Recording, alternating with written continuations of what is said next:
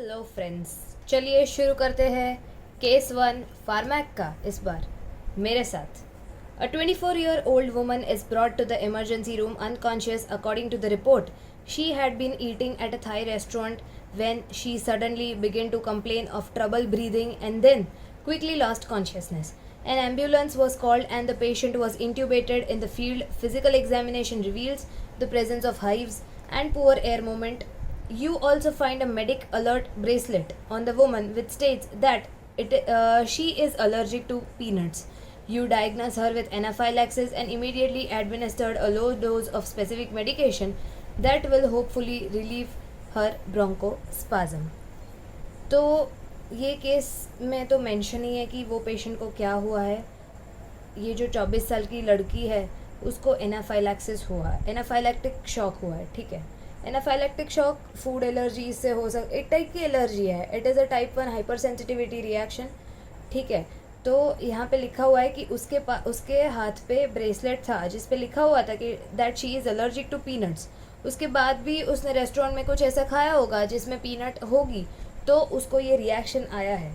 ये दो वर्ड्स मैंने मार्क किए क्योंकि ये दो ही ऐसे थे जो पूरे क्वेश्चन में समझ में ना आने जैसे थे वर्ड्स। इंट्यूबेटेड मतलब कि पेशेंट को ब्रीदिंग में यहाँ पे ऊपर लिखा है कि it is the patient suddenly begin to complain of trouble breathing. ठीक है, तो इंट्यूबेशन का मतलब है कि ट्रेकिया में हम एक ट्यूब को इंसर्ट करते हैं जिसकी वजह से उसको हेल्प मिले थोड़ी ब्रीथ करने में।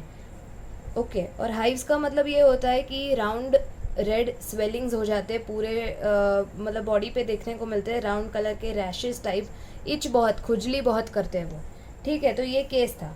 अभी इसकी मेडिसिन क्या होगी, कौन सी मेडिसिन हम देंगे या कौन सा उसमें जेनरिक कंपोनेंट होगा मेडिसिन में। ठीक है, तो हम drug of choice is epinephrine. अभी लोग ऐसा बोलेंगे कि हमने नॉर एपिनेफ्रिन या नॉर एड्रेनालिन क्यों नहीं दिया। तो नॉर एड्रेनालिन इसीलिए नहीं दिया क्योंकि ब्रोंको कंस्ट्रिक्शन हो गया है, ब्रोंकोस्पाज्म, ब्रोंको कंस्ट्रिक्शन। ब्रोंकस पे बीटा 2 रिसेप्टर्स होते हैं। ठीक है, अभी नॉर एड्रेनालिन जो है, नॉर एड्रेनालिन वो अल्फ़ा 1, बीटा 1 एंड अल्फ़ा 2, ये 3 रिसेप्टर्स पे काम करता है। वो बीटा 2 पे, अल्फ़ा 1, अल्फ़ा 2 एंड बीटा 2, वो बीटा 2 पे काम, sorry, nor adrenaline alpha 1, alpha 2 और बीटा 1 पे काम करता है, वो बीटा 2 पे काम नहीं करता। ठीक है, एड्रेनालिन जो है वो चारों पे काम करता है, अल्फ़ा 1, अल्फ़ा 2, बीटा 1, बीटा 2। इसीलिए हमने यहाँ पे एपिनेफ्रिन या एड्रेनालिन को ड्रग ऑफ चॉइस बनाया है। अभी एनाफाइलैक्सिस में ब्रोंको कंस्ट्रिक्शन को हमें प्रिवेंट करना है या ट्रीट करना है, तो हम क्या करेंगे, तो बीटा 2 रिसेप्टर जो प्रेजेंट है ब्रोंकस पे उनको एक्टिवेट करेंगे, तो वो एड्रेनालिन करेगा। और शॉक का मतलब क्या होता है कि बीपी का कम हो जाना, लोअरिंग ऑफ बीपी, तो उसको बढ़ाने के लिए भी हम एड्रेनालिन जो सिम्पैथोमाइमेटिक ड्रग है उसका यूज़ करेंगे। ठीक है, तो अभी मैंने यहाँ पे लिखा हुआ है कि एड्रेनालिन कैसे काम करेगा। तो बीटा 2 का स्टिमुलेशन तो हमने देखा कि बीटा 2 ब्रोंकस पे होगा, तो उसको स्टिमुलेट करेंगे तो वो ब्रोंको डायलेशन करवाएगा। जो ब्रोंको कंस्ट्रिक्शन हो चुका है एनाफाइलैक्टिक शॉक की वजह से, तो उसको ट्रीट करने के लिए बीटा 2 को स्टिमुलेट करना पड़ेगा जो लंग्स में, ब्रोंकस में प्रेजेंट है। ठीक है, अल्फ़ा 1 रिसेप्टर्स ब्लड वेसल्स पे प्रेजेंट होते हैं, वो वेजो कंस्ट्रिक्शन करवाते हैं। अभी एड्रेनालिन या एपिनेफ्रिन जो भी बोलो, उसका अगर हम हाई डोज देंगे तो वो एक्ट करेगा एज अल्फ़ा एगोनिस्ट, क्योंकि ब्लड वेसल्स जो होते हैं ना उस पर अल्फ़ा 1 भी प्रेजेंट होता है और बीटा 2 रिसेप्टर्स भी प्रेजेंट होते हैं।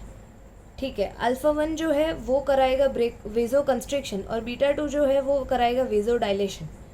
ठीक है, तो हम डिसाइड कब करेंगे, ब्लड वेसल डिसाइड कब करेगा कि उसको कंस्ट्रिक्ट करना है या डायलेट करना है, तो वो होगा एड्रेनालिन के डोज पे। अगर हम लो डोज देंगे तो बीटा रिसेप्टर्स एक्टिवेट होंगे और अगर हम हाई डोज देंगे तो दोनों ही होंगे, पर प्रीडोमिनेंट मतलब ज़्यादातर ये अपनी इफेक्ट दिखाएगा। तो यहाँ पे लिखा हुआ है कि at high dose adrenaline act as alpha agonist and at low dose it act as beta agonist. Agonist मतलब स्टिमुलेट करेगा उसको। ठीक है, तो बीटा 2 रिसेप्टर हमारे बीटा 2 ब्रोंकस में थे, ब्रोंको डायलेशन करवा दिया तो हमारा ये जो था ब्रोंकोस्पाज्म जो था वो ट्रीट हो गया। अभी बीपी को बढ़ाना है तो उसके लिए हमने क्या किया, तो अल्फा 1 को स्टिमुलेट करवाया। अल्फा 1 जो ब्लड वेसल में थे वो करवाएंगे वेजो कंस्ट्रिक्शन। वेजो कंस्ट्रिक्शन होगा तो बीपी राइज करेगा, ठीक है।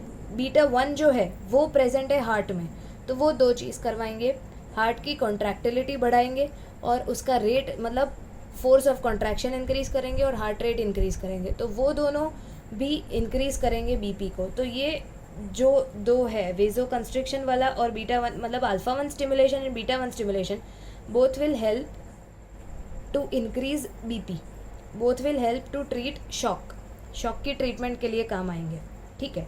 ये तो बात हो गई कि हम कौन सा ड्रग यूज़ करेंगे, तो वो था एड्रेनालिन। अभी कौन सा रूट हम लेंगे, तो प्रेफर्ड रूट होता है इंट्रामस्क्यूलर IM।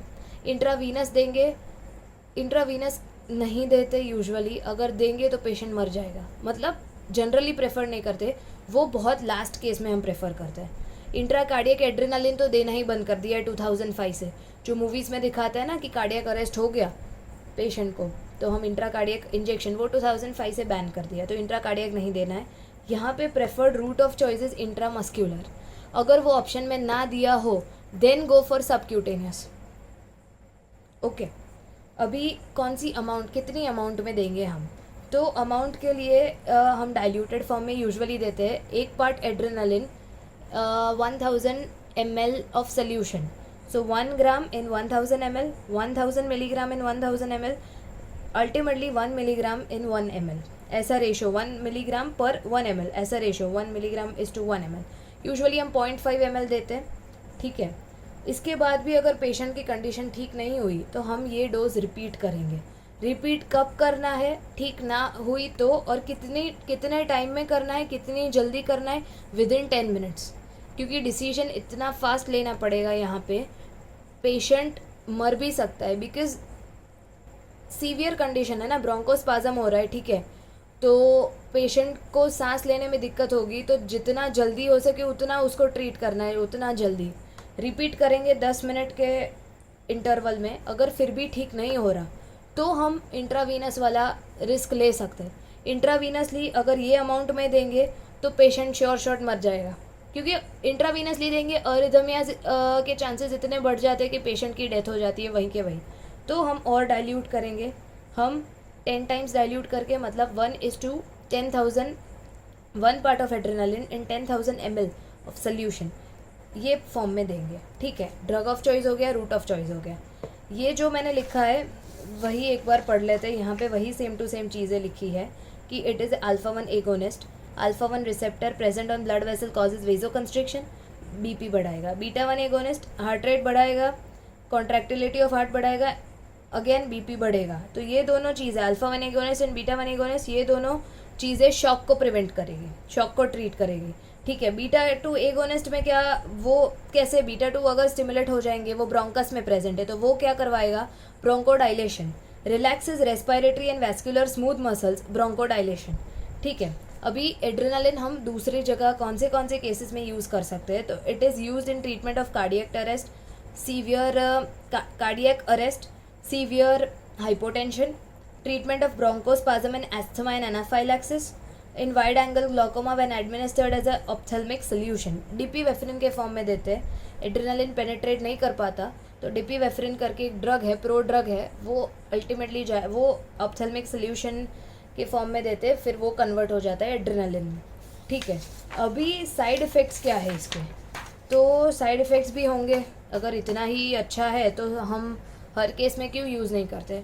साइड इफ़ेक्ट्स बहुत सारे इसके, hypertension, cardiac अरिथमियाज, myocardial infarction, pulmonary oedema, headache, anxiety, ये सब सारे इसके साइड इफ़ेक्ट्स हैं। इतने सारे साइड इफ़ेक्ट्स होने की वजह से उसके यूजेस जो है वो ढक जाते हैं, वो हम यूज़, इसीलिए एड्रेनालिन को इमरजेंसी कंडीशन में कि कोई भी ड्रग अगर ना बचे उसके बाद हम एड्रेनालिन देंगे, ठीक है।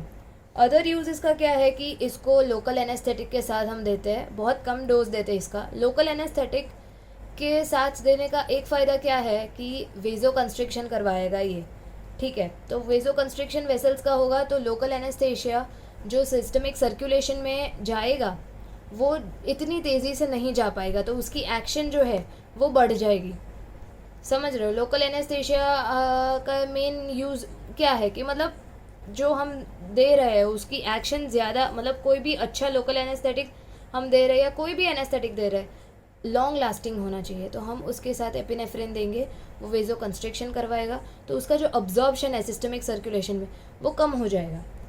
Epinephrine, it causes vasoconstriction, decrease ability of local anesthetic to become absorbed into systemic circulation, increase concentration of local anesthetic at desired site। ठीक है, तो ये थे यूजेस और ये था clinical case on anaphylactic shock. Drug of choice is epinephrine, adrenaline. Drug of choice याद रखना, रूट ऑफ चॉइस मतलब इंट्रामस्कुलरली देते, इंट्रावीनसली कभी नहीं देते, बहुत ही लास्ट केस में देंगे। ठीक है, थैंक यू सो मच।